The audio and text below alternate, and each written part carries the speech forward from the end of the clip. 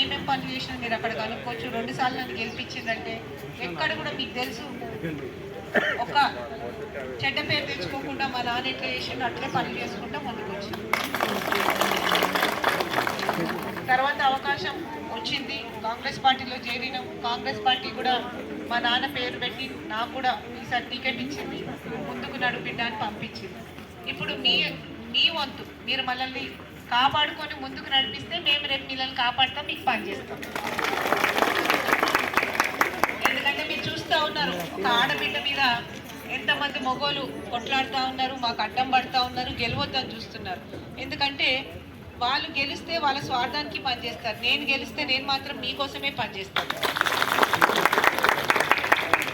అట్లా పనిచేస్తే మళ్ళీ వాళ్ళకి అవకాశాలు రావని అన్ని పార్టీలు ఏకమై మీరు చూస్తూ ఉన్నారు. మొన్న ఈ జూబ్లీహిల్స్ కార్పొరేటర్ కూడా బీజేపీ అయినా కూడా బీఆర్ఎస్లో చేరిండా. ఎందుకు అందరు ఒకటి ఎందుకు అవుతున్నారు? మనల్ని ఓడగొట్టాలని. ఇప్పుడు ఒక్క ఆడపిల్ల మీద ఇంతమంది ఇది చేస్తున్నారంటే మీరు అర్థం చేసుకోవాలా ఈ ఆడపిల్లకి ఎంత బలం ఉందో.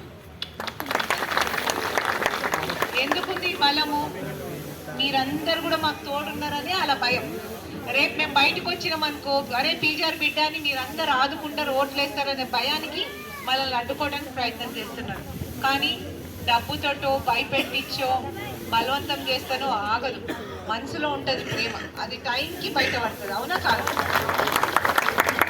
రేపు ఓట్ల దగ్గరికి వెళ్ళినప్పుడు మీరు ఒకటే గుర్తుపెట్టుకోండి అమ్మా, ఈ చెయ్యితోటే మనం అన్నం పెడతాం, ఈ చెయ్యితోటే పూజ చేస్తాం, ఈ చెయ్యితో పిల్లలకి రెడీ చేసి స్కూల్కి పంపిస్తాం, వాళ్ళ భవిష్యత్ చేస్తాం.